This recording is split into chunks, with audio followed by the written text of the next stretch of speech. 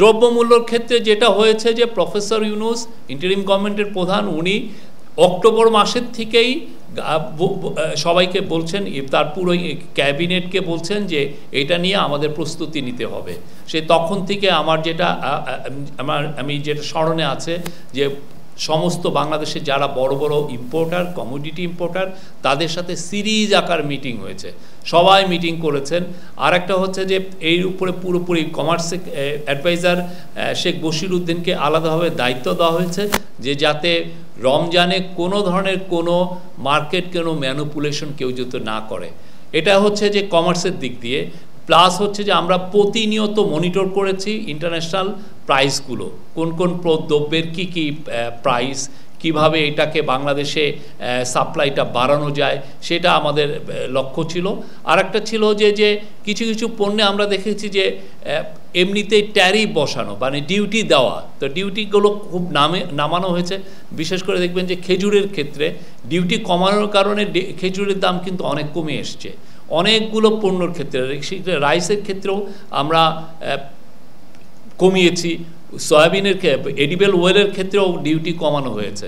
এই কমানোর কারণে যেটা হয়েছে যে দ্রব্যমূল্যের ইম্পোর্টটাও বেড়েছে এবং অ্যাট দ্য সেম টাইম আমরা দেখেছি যে মানুষের মানে যেটা গ্রসারি লেভেলে যেই দামটা, সেই দামটা স্ট্যাবল হয়েছে, অনেক ক্ষেত্রে কমেওছে। এবং আমরা তো প্রতিনিয়ত আপনাদেরকে আপডেট দিচ্ছি গত বছরের থেকে। আরও কিছু কিছু ছিল যে মার্কেটে যেগুলো ডিসরাপশন হয়, যে আপনি ইন্টারনালি আমাদের যেগুলো রুরাল আমার ফার্মাররা যেগুলো গ্রো করেন, সেগুলোর যাতে ঢাকায় আনাটা মানে সাপ্লাইটা বা বড় বড় শহরগুলোর সাপ্লাইটা এটা যাতে ডিসরাপ্টেড না হয়, সেগুলোর দিকেও একটা ভালোভাবে লক্ষ্য ছিল। পুলিশকে বারবার বলা হয়েছে যে কোনোভাবেই যেন সড়কে চাঁদাবাজিটা যত রকমভাবে কমানো যায় সেই দিকে লক্ষ্য ছিল। আর অন্যান্য যেগুলো বড় বড় মেজার নেওয়া হয়েছে যে ইন্টেন্সিভলি কোম্পানিগুলোর যেগুলো বড় বড় কমোডিটি প্লেয়ার, তাদের সাথে ইন্টেন্সিভলি কথা বলা হয়েছে। সেন্ট্রাল ব্যাংকের থেকে আরেকটা মেজার নেওয়া হয়েছে যে তারা যাতে কেউ কমপ্লেন না করতে পারেন যে না আমরা ডলার পাচ্ছি না ইম্পোর্ট করার জন্য, ডলারের অ্যাডিকুয়েট সাপ্লাই আমরা ইনশিওর করেছি, যে কেউ যখন তখন ইম্পোর্ট করতে পারছেন। কেউ বলছেন না যে এলসিতে তাদের কোনো যেটা আগের গভর্নমেন্টের সময় এটা একটা বড় সমস্যা ছিল। আমরা আমাদের যে রিজার্ভটা ঠিক রেখেই ডলারের সাপ্লাইটা আমরা এনশোর করেছি সবার জন্য। ফলে ইম্পোর্টাররা এই কমপ্লেনও করতে পারেন যে না আমরা বড় মাত্রায় এডিবল অয়েল আনতে যাচ্ছি কিন্তু ডলার পাচ্ছি না কেনার জন্য। তো সেই জিনিসটা কোনো কমপ্লেন কিন্তু আসেনি সোফার। আমি বলবো যে এটা একটা সবার সম্মিলিত এফার্ট ছিল এবং সম্মিলিত এফার্টের কারণে আজকে দ্রব্যমূল্য স্ট্যাবল আছে। আমরা চেষ্টা করছি মার্কেটকে যত রকমের স্ট্যাবল রাখা, এবং আমরা আপনাদেরকে বারবার জানাচ্ছি যে কোথায় কোথায় কী ধরনের ইভেন যদি কোনো ধরনের ডিসরাপশনও হয়, এটা আমরা কিন্তু আপনাদেরকে অ্যালার্ট করছি। তা আপনারা দেখেছেন যে আমাদের এই সিএ ফেসবুক পেজে, সিএ হোয়াটসঅ্যাপ পেজে আমরা নিয়মিত আপনাদেরকে মার্কেটটা আপডেট দিচ্ছি। আমরা চাই যে এই যে দ্রব্যমূল্য সহনীয় যে মাত্রায় এসছে, এটা আরও সামনে আমরা ধরে রাখতে।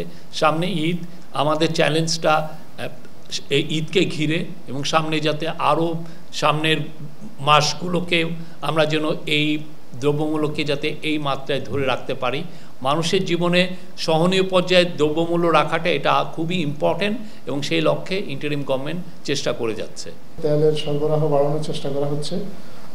আমরা অন্তর্বর্তীকালীন সরকার থেকে অনেক আগে থেকে উদ্যোগ নেওয়া হয়েছে যে তেলের মূল্য যাতে রমজান বা অন্যান্য পরবর্তী সময় স্বাভাবিক রাখে, এটার জন্য মূলত সাপ্লাইটাকেই গুরুত্ব দেওয়া হয়েছে। সাপ্লাইটাকে বৃদ্ধি করে যাতে কেউ মার্কেটটা ম্যানিপুলেট না করতে পারে, সেটার জন্য চেষ্টা করা হচ্ছে। এবং আমরা আশা করছি যে সাপ্লাইটা খুব শিগগিরই বাড়বে, এবং বাড়লে তেলের যে মূল্য যেটা আপনারা দেখছেন যে একটু বাড়তি আছে, সেটাও হয়তো নিয়ন্ত্রণে চলে আসবে।